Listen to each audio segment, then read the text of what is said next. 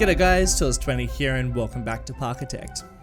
Today's episode is going to be pure time-lapse. I wanted to do a big chunk of work in today's build, so we're going to keep it purely time-lapse as we try to develop up most of the entranceway so that we can start moving on to the next stages of Toughpower Studios, because we've been doing quite a lot of work around the main entrance and there's just some little pockets of areas, mostly backstage areas, that I still needed to finish up before I could properly say that this area was complete.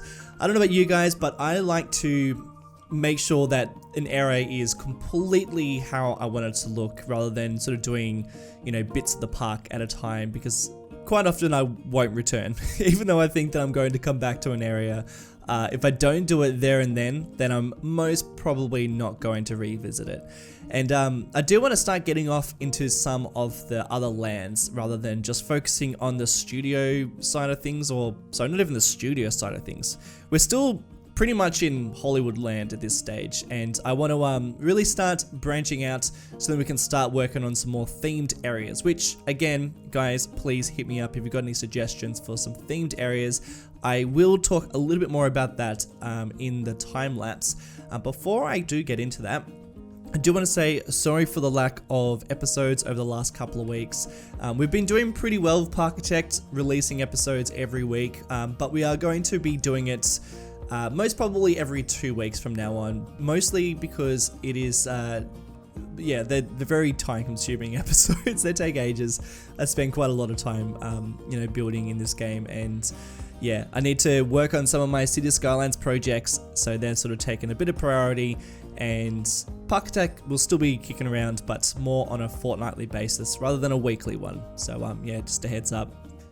So what we've been up to so far is just working around the backstage, and my level of detail is sort of like a little bit half. Like, I'm not really going to huge amounts of detail work. I really wanted to fill in a couple of areas, mostly with buildings, and also thinking about access points to the park too, so that you know, we can actually get vehicles up here, and I want to leave lots of area for parking, and also just vacant lots, because you know, a lot of parks will have quite a lot of vacant lots, although there are a lot of parks out there that really are lacking in space. Actually, now that I think about it, Universal Studios in Japan is actually lacking in a lot of space. So maybe this is like where we sort of branch off from that inspiration, and we're sort of going for something that is sitting on a little bit more of extra land. So lucky these guys.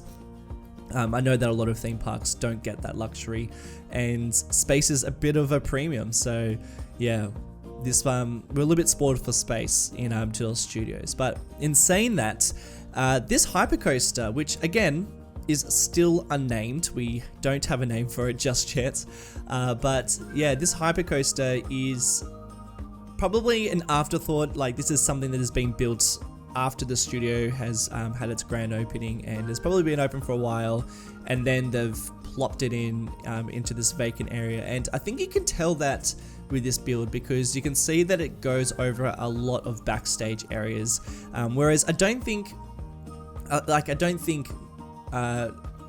coasters that are built when the park is opened are usually built like that. I would have thought they would probably have areas dedicated for the coaster, and that would be in mind. Whereas you can see where they've tried to squeeze this in, and I was actually really surprised to find out that the Hollywood Dream Coaster in Universal Studios is actually an afterthought. Well, not even an afterthought. It's an addition to the park, and now that I know that, you can actually see how they've tried to fit it into this land, and I'm really surprised, because they did such a good job at squeezing this coaster, what is a hypercoaster, into a very limited space. But now that I know that, you can really tell, particularly that it goes over all those backlots and goes over the main path, and even goes over car parks, which I think is pretty nuts. So yeah, we are trying to go on a little bit of a vibe like that, but really it's only sort of going over a bit of backlot. And yeah, I really love the interaction that it has backstage too. I think that's like this really fun element, and something that I don't know if other coasters within Toughpower Studios are going to look like that, but yeah, I do really like that feature. And this whole area, in fact, I'm going to end up doing a bit of a studio tour-esque type of area, and that's something that I wanted to do in Untitled Studios because I did want it to be an actual studio. It's just trying to figure out the space for it and figure out whereabouts I wanted to put it. But I did think that this would be a pretty good spot for some sort of studio tour, and yeah, the reason why I thought this would be a good spot is because it's pretty close to the main entrance of the park, and it's still within the Hollywood land, or the Hollywood area of the studio, of the park I should say. And then like once we're sort of out of this area, so like as soon as you sort of make that left turn, I really would like there to be a nice big lake there, and that would actually be an area that I want to start working on sooner than later, because I do want to start figuring out the general layout for the park, and I might even end up spending an episode just focusing on the layout and figuring out where most things are going to sit. So you saw that I made some adjustments to the way that the coaster sits, because I felt like some of the transitions were a little bit janky, and I wanted it to feel a bit more modern than it does. So we will be going through and just tweaking the coaster just a little bit, but overall the coaster is pretty smooth, and I'm pretty happy about that, because it can be sort of tricky to get a smooth coaster in Parkitect. But I have been using that technique where you do the autocomplete and you can make some really nice smooth transitions, and it just works so well. So I've been using that quite a lot and trying to make a lot of long sweeping transitions and bank turns, and you'll see that the coaster does pretty well. I did put a brake, a block brake section just there, because most hypercoasters do have some sort of block brake section, and I sort of figured we needed one. Unfortunately though, it's just a pretend one, because when I did have a block brake there, it slowed the trains down so much that I was getting some valleys, and I didn't want my coaster to valley at all. So I decided just to make that a brake, but like it's actually too quick to brake, if that makes sense. So the coaster will never actually brake there. So it's only pretend, but I still think that it works pretty nicely. So we're starting to work on the studio tour side of things. We're not going to do too much detail on this area just yet, but I will come back to this area and spend probably a whole episode doing a really nice detailed backstage tour around the studio. Of course, I'm thinking of Universal Studios in Hollywood. This is the only Universal Studios that I've been to, and I did go on this backstage tour ride. I guess you can call it a ride, but it's more just a tour. It was really cool, actually. I didn't know this existed there, and it was this really fun experience. Obviously, mine's not going to be quite as extensive, because this is pretty crazy. I remember the tour went for like 40 minutes or something when I did it, and it went like all through all these like really awesome looking attractions within just the tour. And there's also, you're going through all the studios as well, and they're giving all these like backstories on who's worked here and who is working here currently and what movies are being filmed here and all that sort of stuff. And I thought that was really interesting. I would like to take some elements from that, but obviously my studio tour is not going to be quite as crazy as that. But if you do have any ideas for things that we should definitely include on our tour, then let me know. And that is one of the reasons why we will revisit this area, because I would like to get your opinions and stuff. I'm also trying to think, is Hollywood the only Universal Studios that does a studio tour? I actually don't know the answer to that, so yeah, let me know if it is or if it isn't. But as far as I know, that's the only Universal Studios that does some sort of tour. And there's probably other, I don't know, theme parks that do studio tours. I don't know. I'm just thinking out loud pretty much. But yeah, I thought it'd be pretty cool to do something like that. And I think that we could do some pretty interesting little tricks with the way that these like jungle cars sort of go through this course as well, because I know you can do some bumpy areas and things like that. So I think that'd be really fun to do it. So yeah, that'd be like a really cool build to do at some stage. And I did this really cool trick where I just plop down some roof tiles or some roof pieces just to cover up the track, so it looks like it's actually going on a bit more of an off-road sort of tour rather than sticking to a single track.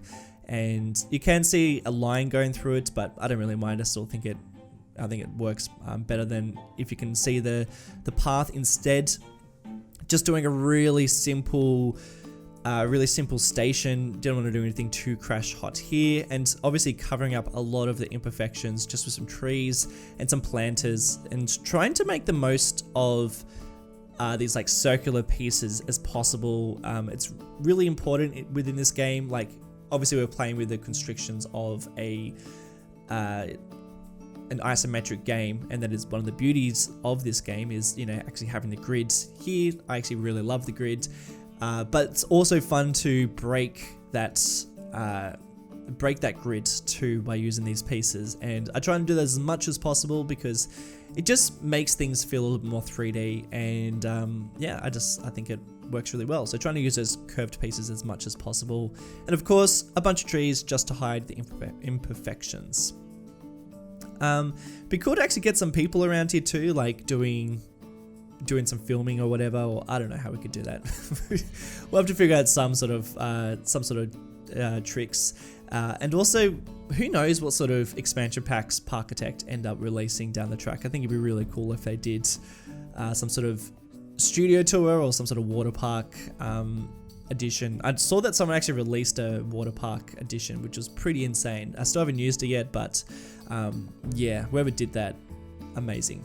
You guys are those people. By the way, shout out to all you guys who are creating assets for this game. We need more people creating assets. I really hope that's, you know, that continues, because I think it'd be really sad to see this game lose traction or lose momentum.